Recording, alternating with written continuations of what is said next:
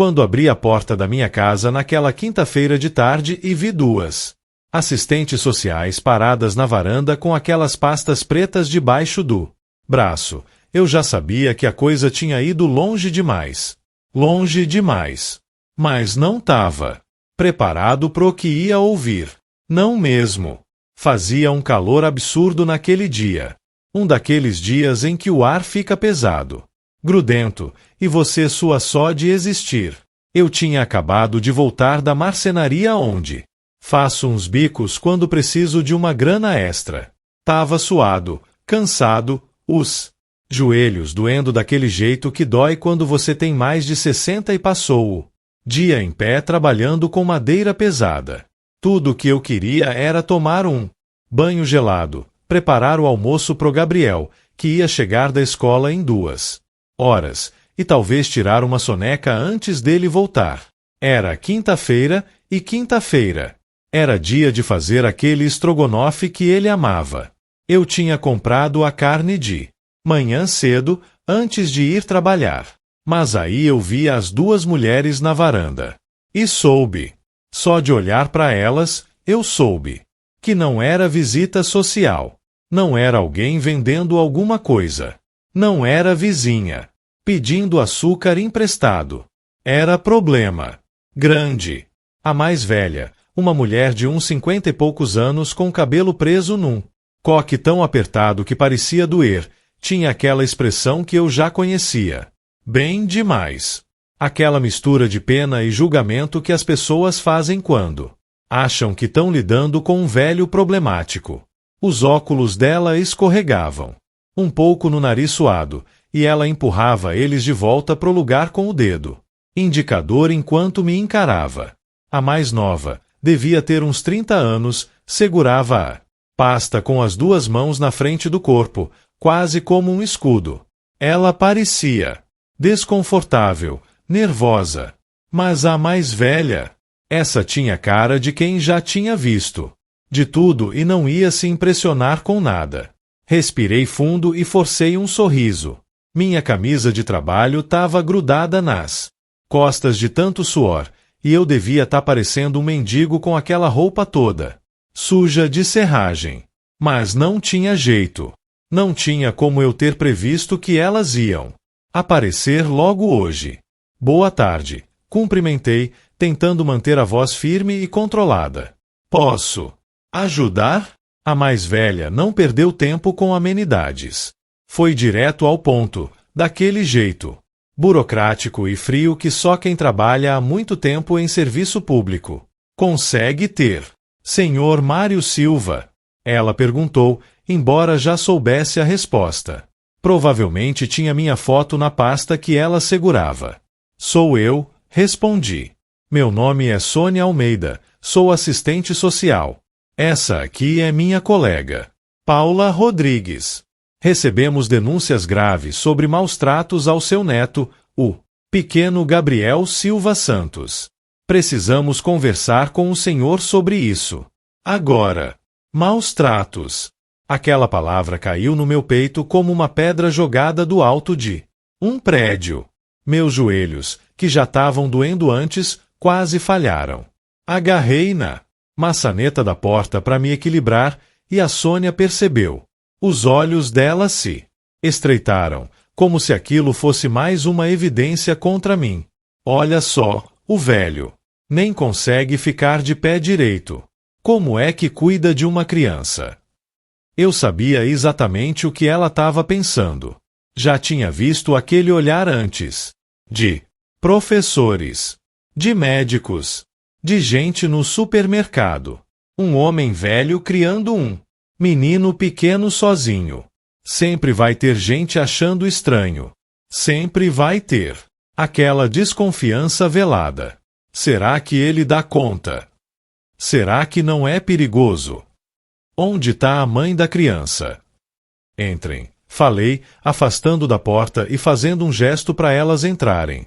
Gabriel tinha 6 anos e era tudo para mim. Tudo. Cada batida do meu coração girava em torno dele. Cada decisão que eu tomava era pensando nele. Cada centavo que eu ganhava era para ele. Depois que minha filha Fernanda morreu num acidente de carro há 2 anos e meio, eu assumi a guarda dele sem pensar 2 vezes. Não porque eu queria ser herói. Não porque eu achava que ia ser fácil. Mas porque ele não tinha mais ninguém. Ninguém que realmente ligasse para ele. Pelo menos, o pai tinha sumido antes mesmo do Gabriel nascer. Um moleque irresponsável de 20 e poucos anos que engravidou minha filha e desapareceu quando ela contou que estava grávida. Nem para dar as caras no enterro dela ele deu. Minha ex-esposa, a Márcia, tinha falecido fazia 10 anos de câncer. Foi uma batalha longa e dolorosa, e, quando ela se foi, eu fiquei sozinho. Fernanda já tinha saído de casa naquela época. Estava tentando tocar a vida dela com um bebê recém-nascido e sem apoio do pai. E a família da Fernanda por parte de pai? Bem, essa é a parte mais complicada da história.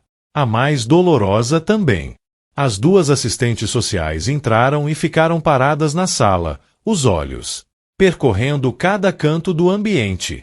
Eu sabia o que elas estavam fazendo. Estavam procurando sinais. Sinais de negligência, de sujeira, de perigo. Mas não iam encontrar nada. A casa estava limpa. Sempre esteve. As janelas abertas deixavam o vento entrar, refrescando um pouco o ambiente abafado. O chão de cerâmica brilhava de tão limpo. Eu tinha passado pano nele no dia anterior. Os móveis estavam arrumados, sem poeira. Na estante, livros infantis organizados por tamanho. No sofá, uma mantinha dobrada que o Gabriel usava quando via desenho à tarde. Na mesinha de centro, um quebra-cabeça pela metade que a gente estava montando. Juntos. Sentem, por favor, ofereci, apontando pro sofá. Elas se sentaram, mas de um jeito rígido, formal. A Paula, a mais nova, tinha um caderninho numa mão e uma caneta na outra, pronta para anotar cada palavra que eu dissesse. A Sônia abriu a pasta preta que tinha trazido e tirou umas folhas grampeadas. Eu conseguia ver o cabeçalho de longe. Relatório de denúncia. Criança em situação de risco. Criança em situação de risco. Meu neto. Meu Gabriel. A criança que eu amava mais que minha própria vida. Sentei na poltrona em frente a elas, as mãos tremendo um pouco. Escondi elas debaixo das coxas para ninguém perceber. Não podia mostrar fraqueza. Não agora. Senhor Mário, começou a Sônia, ajeitando os óculos de novo. Como eu disse, recebemos denúncias graves. Múltiplas denúncias, na verdade. De abandono, negligência e agressões físicas contra a criança Gabriel Silva Santos. Seu neto, que está sob sua guarda legal desde o falecimento da mãe dele em um acidente automobilístico no dia 15 de março de 2023. Ela sabia todos os detalhes. Tinha feito a lição de casa. Isso era sério. Muito sério. Segundo as informações que recebemos, continuou ela, lendo as folhas na mão. O senhor frequentemente deixa a criança sozinha por longos períodos, não fornece alimentação adequada, mantém a casa em condições insalubres e há relatos específicos de agressões físicas. Foram apresentadas fotografias mostrando hematomas no corpo da criança. Há também alegações de que o senhor consome bebidas alcoólicas em excesso e que isso afeta sua capacidade de cuidar adequadamente do menor. Cada palavra era uma facada. Cada acusação era uma mentira que doía mais que qualquer verdade poderia doer. Eu senti meu rosto esquentar, o sangue subindo pra cabeça. Quis gritar. Quis berrar que tudo aquilo era falso, que eu nunca encostaria um dedo no Gabriel para machucar. Quis chorar de raiva, de frustração, de impotência. Mas eu me controlei. Respirei fundo. 1 vez. 2 vezes. 3 vezes. Não podia perder a cabeça. Não agora. Se eu explodisse, se eu perdesse a calma, elas iam anotar isso. Comportamento agressivo. Instável emocionalmente. Possivelmente perigoso. Não. Eu tinha que manter a calma. Tinha que ser racional. Tinha que provar que estava no controle. Quem fez essas denúncias? Perguntei, embora já soubesse a resposta. Mas precisava ouvir. Precisava ter certeza. Sônia hesitou por um segundo. Trocou um olhar rápido com a Paula. Normalmente não revelamos a identidade dos denunciantes, ela disse devagar. Mas nesse caso, a denúncia foi feita formalmente, com identificação completa e documentação anexada. Foi a senhora Rita Helena da Costa que se identifica como avó materna da criança. Ela apresentou um relato detalhado e extenso na semana passada. De acordo com ela, o senhor não tem condições físicas nem financeiras de criar uma criança de 6 anos. Ela afirma que o Gabriel aparece com frequência com hematomas e marcas no corpo, que passa períodos sem alimentação adequada, que chora constantemente dizendo que quer ir embora da sua casa, e que o senhor frequentemente chega em casa alcoolizado e agressivo. Rita. Claro. Rita Helena da Costa. Eu tinha certeza absoluta de que era ela, mas ouvir o nome sendo falado em voz alta ainda assim me deu um aperto no peito. Rita não era a avó de sangue do Gabriel. Era uma história complicada que remontava ao passado confuso da minha família. Quando eu e a Márcia éramos jovens, recém-casados, a gente tinha lutado muito para ter filhos. Tentamos durante anos. Márcia fez tratamento, tomou remédio, rezou, prometeu. Nada funcionava. Até que, finalmente, aos 38 anos, quando a gente já tinha desistido, ela engravidou. Foi um milagre. A Fernanda nasceu no dia mais feliz da minha vida. Eu lembro de segurar aquele bebezinho minúsculo nos braços e chorar feito criança. Mas o parto foi complicado. Muito complicado. Fernanda nasceu bem, saudável, linda. Mas a Márcia ficou mal. Muito mal. Ela teve hemorragia, precisou de transfusão, ficou semanas no hospital. E quando finalmente voltou para casa, os médicos foram claros. Não podia ter mais filhos. O útero dela tinha sido comprometido. Teria que fazer uma histerectomia em alguns meses. A gente ficou devastado. Mas tínhamos a Fernanda, e ela era perfeita. Era mais que suficiente.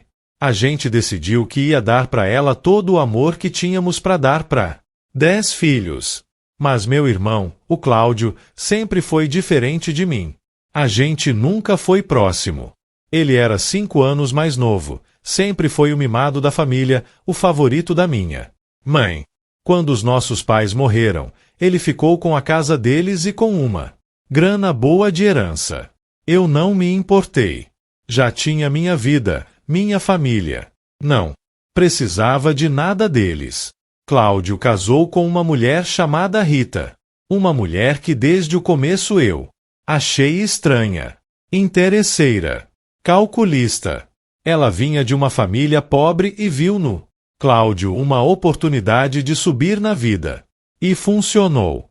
Cláudio era bobo, apaixonado, cego. Dava tudo o que ela pedia. Casa grande, carro importado, roupas caras, jantares em restaurantes chiques. Rita adorava aparecer, exibir, mostrar que tinha conquistado um bom partido. Eles tiveram um filho, o Lucas. Um menino mimado, cheio de manias, que a Rita criou para ser tão interesseiro quanto ela.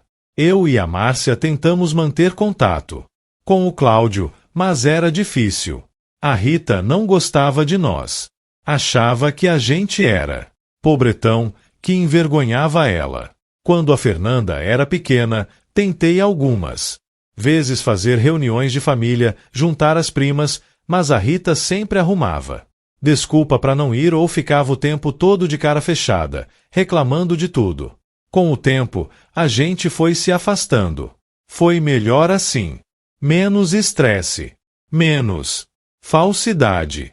A Fernanda cresceu sem praticamente conhecer o primo Lucas. E tudo bem. Ela tinha amigos, tinha a própria vida.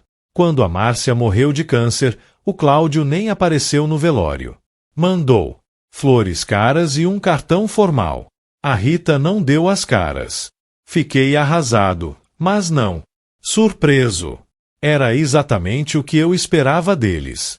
Anos depois, quando a Fernanda morreu naquele acidente horrível, batida frontal. Numa estrada escura, morte instantânea, ela não sofreu, graças a Deus. Eu pensei que o Cláudio fosse aparecer. Afinal, era a sobrinha dele. Mas não.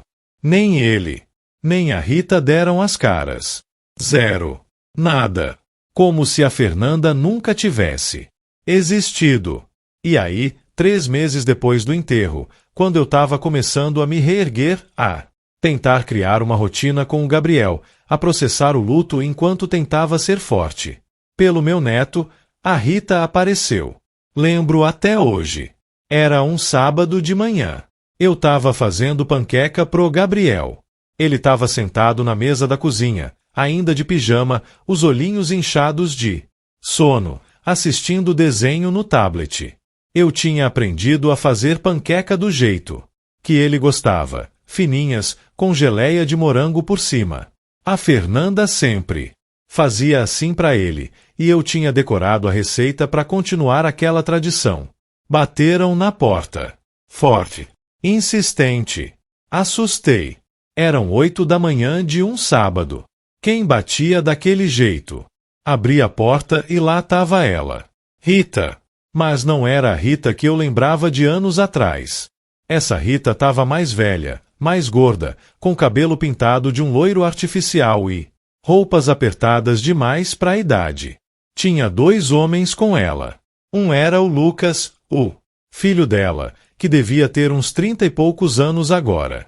O outro era um cara desconhecido, aparência de advogado com o terno bem cortado e a maleta de couro. Mário, ela disse, sem nem dar bom dia. Precisamos conversar sobre o Gabriel. Não deixei eles entrarem. Fiquei parado na porta, bloqueando a passagem. Não tem nada para conversar, Rita. O Gabriel tá comigo. Sou o avô dele. Tenho a guarda legal. Ela riu. Um riso falso, ensaiado. Guarda legal. Você? Um velho de 60 e tantos anos, sozinho, sem condições de criar uma criança. Por favor, Mário. Seja realista. Você mal consegue cuidar de si mesmo. Como é que vai criar um menino? Eu cuido dele perfeitamente, respondi, tentando manter a calma. E você não tem nada a ver com isso. Você nunca quis saber do Gabriel. Nunca visitou quando a Fernanda estava viva. Nem no enterro dela você apareceu. O Lucas deu um passo à frente, tentando parecer intimidador. Olha aqui, velho. Minha mãe tem direito de ver o neto dela. Você não pode impedir isso. Neto? Repeti, incrédulo. Ela não é avó do Gabriel.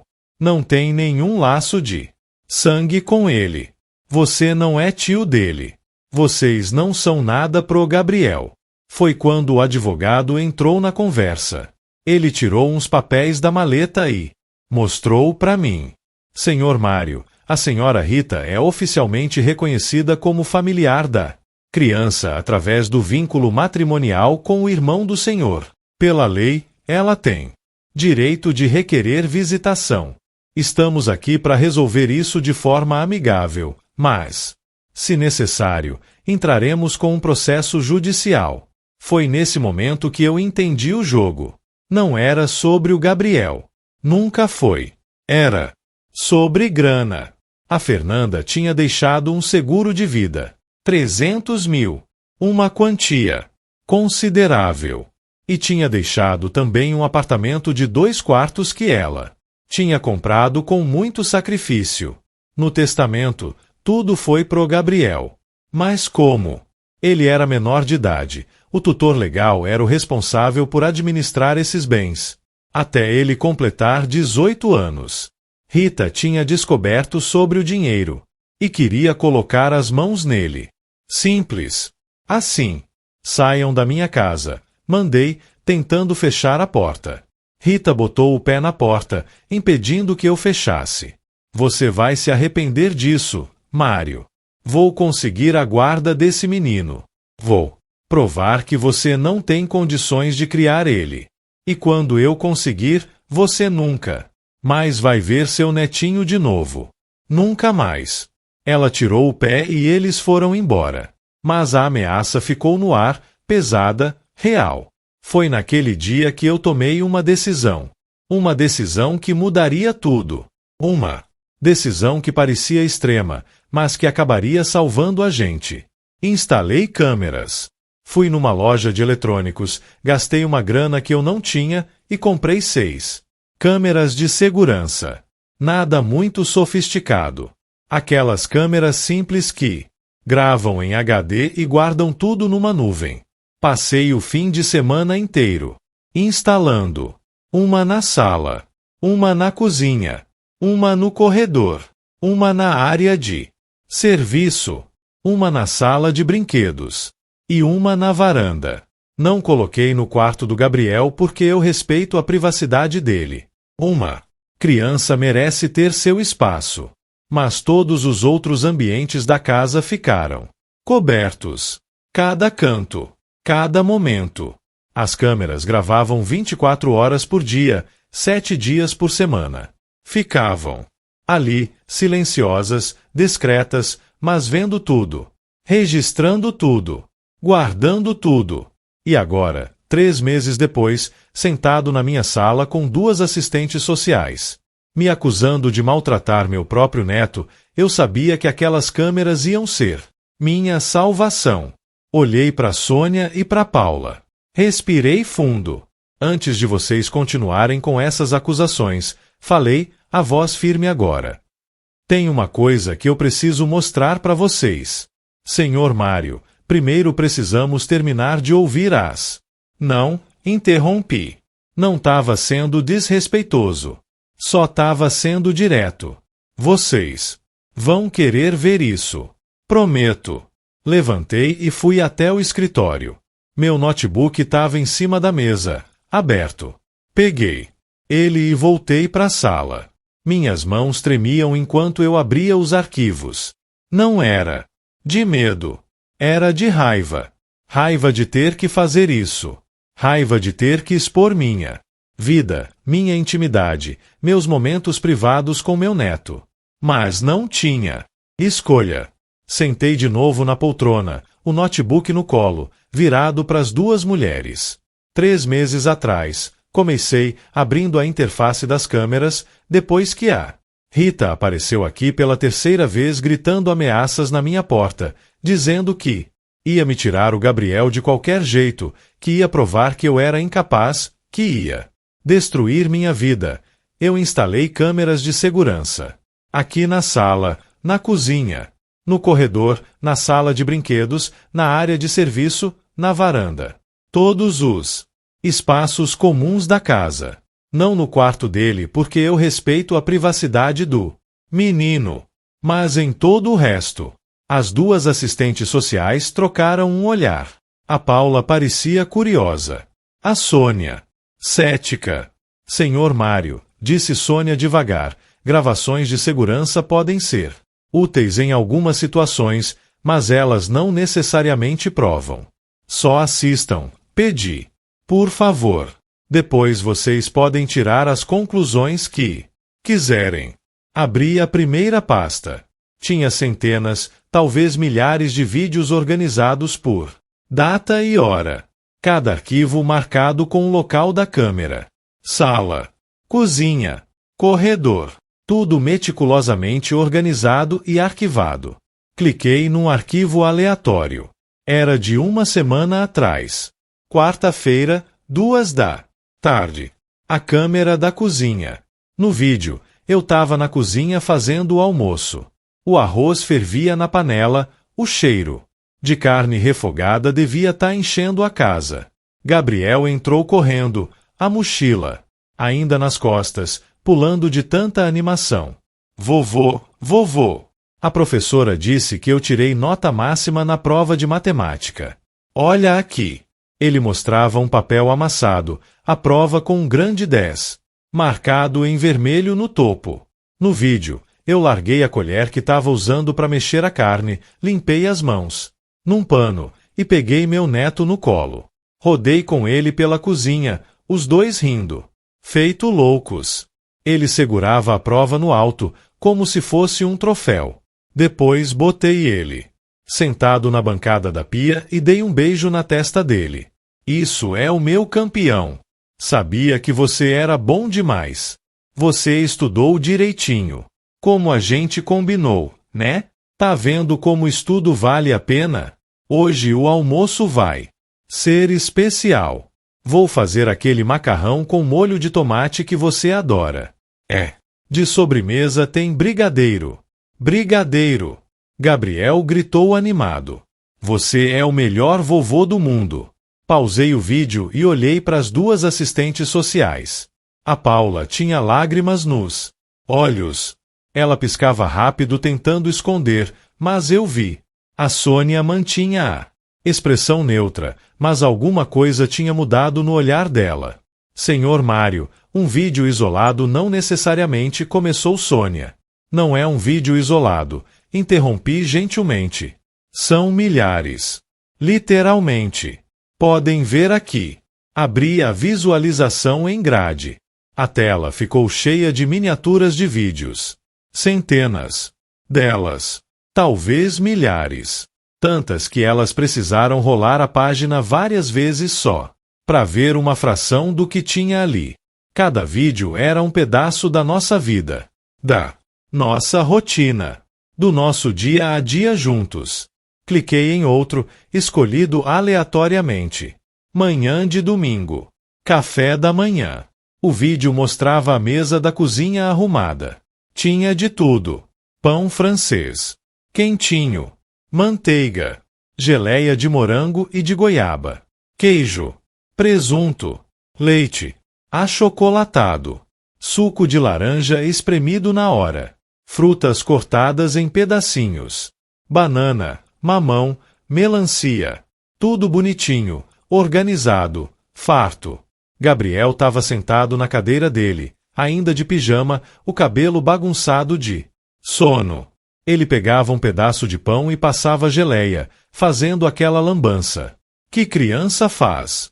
Eu estava sentado do lado dele, tomando café, lendo o caderno de esportes do jornal impresso que ainda compro todo domingo. Gabriel começou a contar sobre um desenho que tinha visto no dia anterior. Gesticulava animado, imitando os personagens, fazendo barulhos engraçados. Eu larguei o jornal, prestei atenção total nele, fazendo perguntas, rindo das piadas dele, incentivando a narrativa.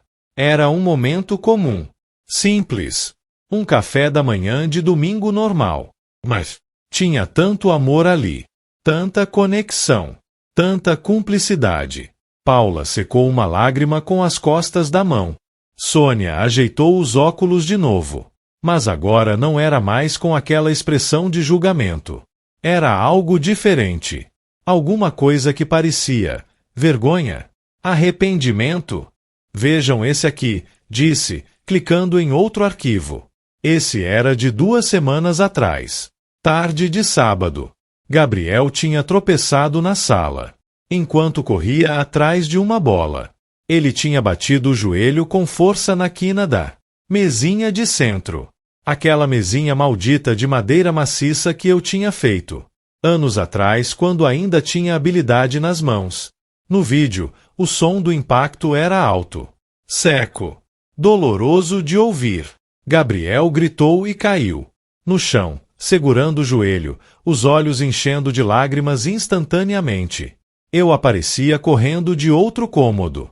Tinha ouvido o barulho e o grito. Cheguei. Em segundos, me ajoelhei no chão ao lado dele, o coração na boca. Gabi. Filho, deixa eu ver. No vídeo, minhas mãos tremiam enquanto examinava o joelho dele com cuidado infinito. O joelho estava ficando roxo rapidinho.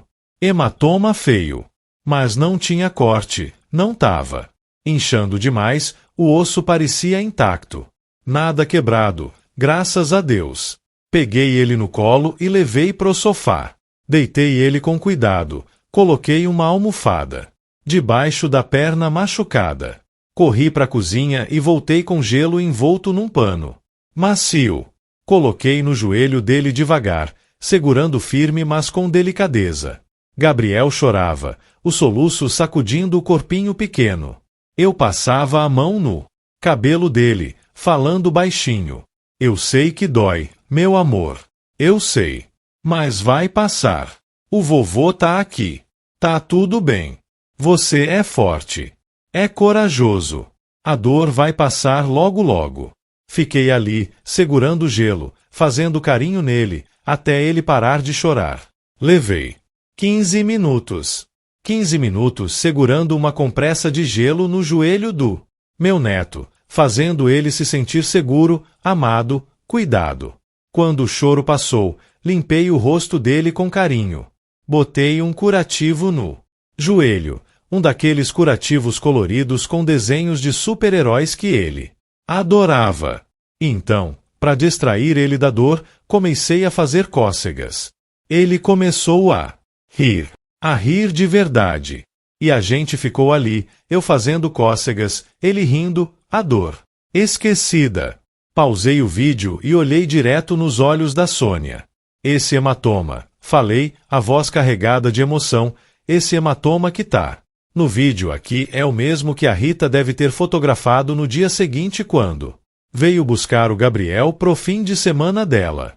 É o mesmo que ela deve ter apresentado como prova de que eu bato no meu neto. Silêncio absoluto.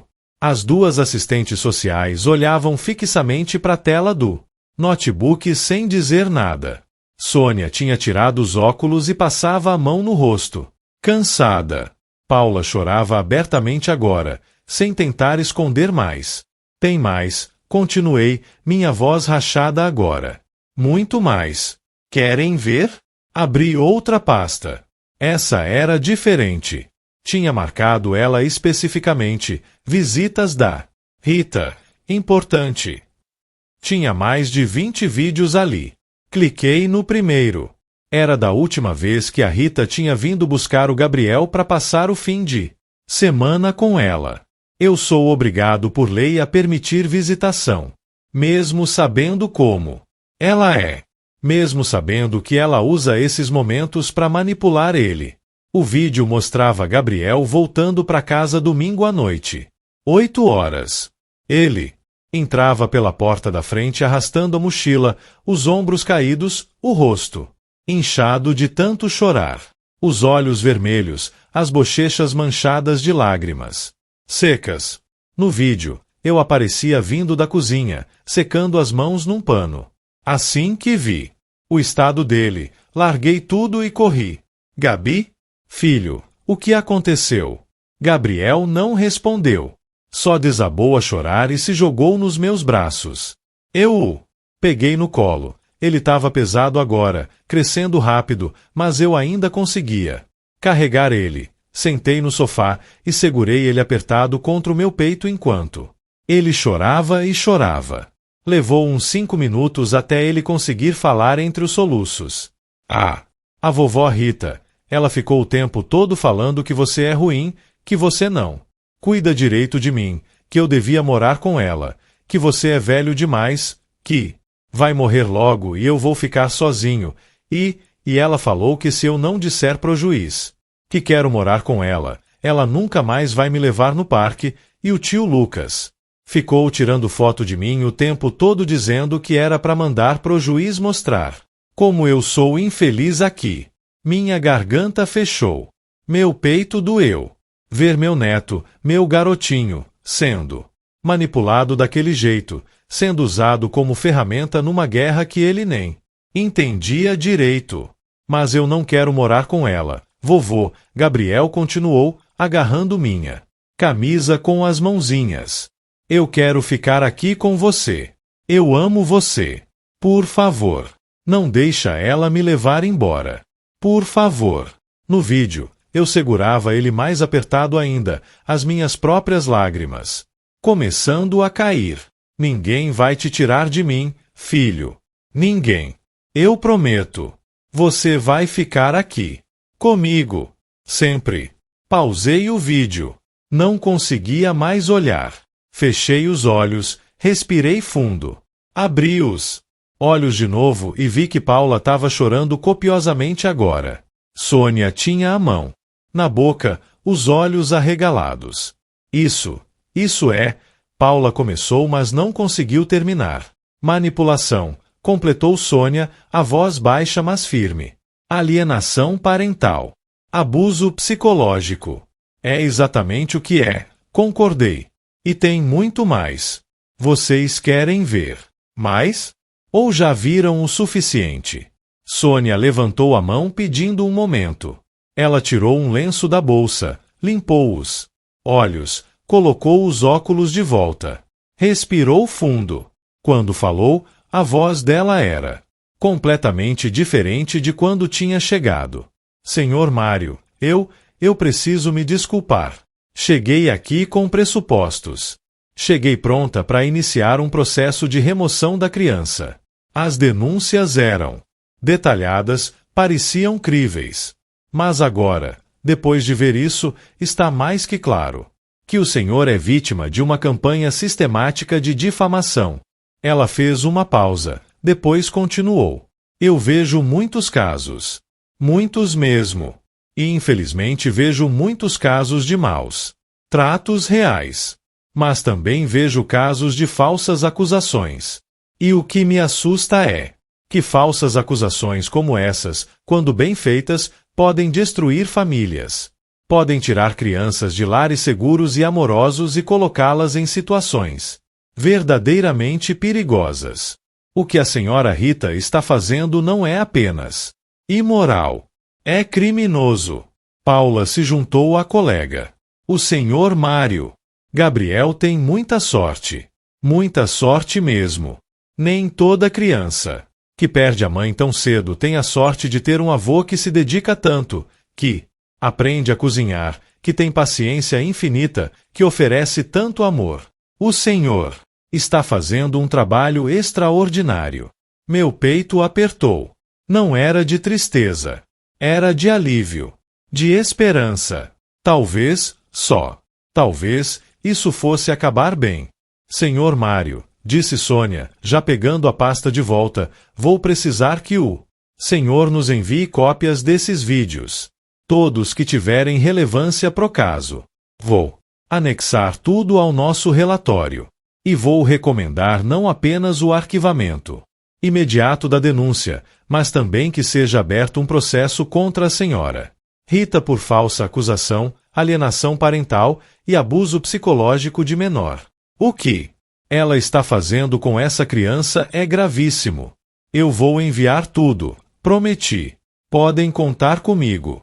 Qualquer coisa que precisarem. Mas Paula levantou uma questão. Senhor Mário, uma dúvida. O Gabriel sabe das câmeras. Ele sabe que está sendo gravado. Sabe, respondi. Expliquei para ele desde o começo. Disse que era para nossa segurança. Que era para garantir que ninguém pudesse inventar mentiras sobre a gente. Ele entendeu. É uma criança muito inteligente. E como ele se sente em relação a isso? Ele disse que é como ter um diário em vídeo. Que quando crescer vai poder ver como era a nossa vida quando ele era pequeno. Acho que ele vê pelo lado positivo. As duas sorriram. Era um sorriso triste, mas genuíno. Gostaríamos de conversar com Gabriel antes de ir embora, disse Sônia. Quando ele chega da escola. Olhei pro relógio na parede. Daqui a meia hora. Ele sempre chega às 13h30. Podemos esperar? Claro. Vou fazer um café para vocês. Levantei, fui para a cozinha e comecei a preparar café. Enquanto mexia, ouvia as duas conversando baixinho na sala. Não conseguia ouvir as palavras, mas o tom tinha mudado completamente. Não era mais aquele tom formal, burocrático, frio. Era humano. Voltei com um café e uns biscoitos que tinha feito no dia anterior. A gente conversou sobre coisas banais, sobre o calor, sobre a situação do sistema de proteção à criança, sobre como era difícil distinguir casos verdadeiros de falsas acusações. Elas contaram histórias de outros casos que tinham investigado. Algumas terminavam bem, outras não. Então, exatamente às 13h30, como sempre, escutei a chave na fechadura. Gabriel tinha chegado. A porta se abriu e ele entrou correndo, a mochila batendo nas costas, o sorriso enorme no rosto. Aquele sorriso que iluminava meu dia inteiro. Aquele sorriso que fazia tudo valer a pena. Vovô, vovô, adivinha? A gente vai ter excursão pro Museu de Ciências na semana que vem e eu fui escolhido para ser o ajudante da professora porque eu sempre me comporto bem e faço todas as tarefas. E ela disse que... Ele parou de falar quando viu as duas mulheres sentadas no sofá. O sorriso sumiu. Os ombros ficaram tensos. Ele conhecia aquele tipo de visita. Já tinha visto assistentes sociais antes, quando Rita tinha feito outras denúncias que não tinham dado em nada. Deixou a mochila cair no chão e veio correndo para mim. Pulou no meu colo, me abraçou apertado. Eu fechei os olhos e segurei ele forte, sentindo aquele corpinho pequeno e quente contra o meu peito. Meu neto, minha razão de viver. E ninguém ia tirar ele de mim. Tá tudo bem, Gabi, sussurrei no ouvido dele. Não precisa ter medo. Essas moças só querem conversar um pouquinho com a gente. Paula se levantou e se ajoelhou na frente da gente, ficando na altura dele. Tinha um sorriso gentil no rosto. Oi, Gabriel. Meu nome é Paula. Você pode me chamar de tia Paula, tá bom? É. Aquela ali é a Sônia. A gente trabalha cuidando de crianças, para ter certeza que todas as crianças estão felizes e seguras. Será que você pode responder umas perguntinhas para mim? Prometo que vai ser rapidinho. Gabriel olhou para mim, buscando aprovação. Acenei que estava tudo bem. Ele era inteligente, maduro para a idade. Sabia que essas coisas aconteciam às vezes. Tá bom, ele disse baixinho. Você gosta de morar aqui com seu avô? Paula perguntou gentilmente. Gosto muito. A resposta veio sem hesitação, o rostinho dele se iluminando. Meu vovô é o melhor vovô do mundo. Ele faz as melhores panquecas, me ajuda com a lição de casa toda tarde, me lê histórias antes de dormir e tá me ensinando a fazer coisas de madeira na oficina dele. A gente tá fazendo uma casa de passarinho. Super legal para colocar na árvore do jardim. Que legal! E seu avô trata você bem? Ele cuida direitinho de você? Cuida! Gabriel assentiu entusiasmado. Ele sempre faz comida gostosa. Lava minha roupa, me leva na escola todo dia, fica comigo quando eu tô doente e, quando eu fico triste lembrando da mamãe, ele fica comigo e deixa eu chorar quanto eu precisar e me faz sentir melhor. Ele sempre diz que eu posso falar qualquer coisa com ele. Paula sorriu. Era um sorriso genuíno, cheio de calor. E quando você vai visitar a vovó Rita? Como é lá? A mudança foi instantânea. O sorriso de Gabriel sumiu. Os ombros caíram. Ele olhou pro chão, a voz ficando baixinha e triste. Eu não gosto de ir lá. A vovó Rita fica o tempo todo falando mal do vovô Mário. Ela diz que ele não cuida direito de mim, mas é mentira. Ela diz que eu ia ser mais feliz morando com ela, mas eu não queria. Ela fica tentando me fazer falar coisas ruins sobre o vovô, mas eu não quero porque eu amo ele e ele é o melhor avô que existe. Ele fez uma pausa, Depois continuou, a voz ainda mais baixa. E o tio Lucas fica tirando foto de mim o tempo todo. E a vovó Rita fica dizendo que o vovô Mário vai morrer logo porque ele é velho, e aí eu vou ficar sozinho. Mas eu não quero pensar nisso. Eu só quero ficar com meu vovô e ser feliz. Meu coração partiu em 1000 pedaços ouvindo aquilo. Ouvir meu neto, meu garotinho, de 6 anos, tendo que lidar com esse tipo de manipulação psicológica. Era desumano. Paula ficou em silêncio por um momento. Depois colocou a mão no ombro dele com carinho. Você é um menino muito corajoso, Gabriel. Muito mesmo. Obrigada por ser tão sincero com a gente. Você ajudou muito. Ela se levantou e olhou para Sônia. As duas trocaram um olhar que dizia tudo. A decisão já tinha sido tomada.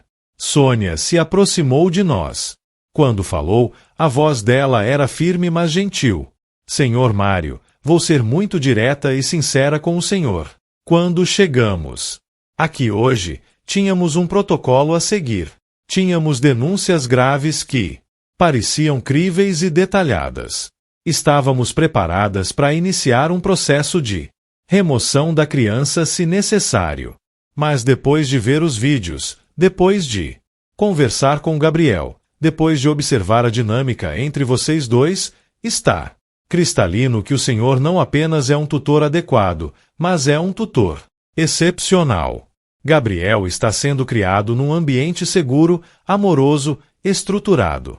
E está muito claro também que o senhor é vítima de uma campanha de difamação, sistemática e calculada. Ela fez uma pausa, depois continuou com ainda mais firmeza. Vou anexar todos os vídeos que o senhor me enviar ao nosso relatório oficial. Vou recomendar o arquivamento imediato desta denúncia por falta absoluta de fundamento. Vou recomendar que seja aberto um processo criminal contra a senhora Rita Helena da Costa por falsa acusação, alienação parental e abuso psicológico de menor. O que ela está fazendo é criminoso. Ela está usando o sistema de proteção à criança como arma pessoal numa disputa por dinheiro. E isso não pode, não vai, ficar impune. Senti um peso gigantesco sair dos meus ombros. Tão grande que quase caí. Me segurei no braço da poltrona, respirei fundo. Gabriel percebeu e apertou minha mão. Tá tudo bem, vovô? Tá sim, filho, respondi, a voz embargada. Tá tudo muito bem. Paula se aproximou e colocou a mão no meu ombro. Seus olhos ainda estavam vermelhos de tanto chorar, mas o sorriso era sincero. O senhor é um homem bom, senhor Mário. Um homem muito bom. Gabriel tem uma sorte imensa de ter o senhor. Não deixe que essas acusações falsas abalem sua confiança nem por um segundo.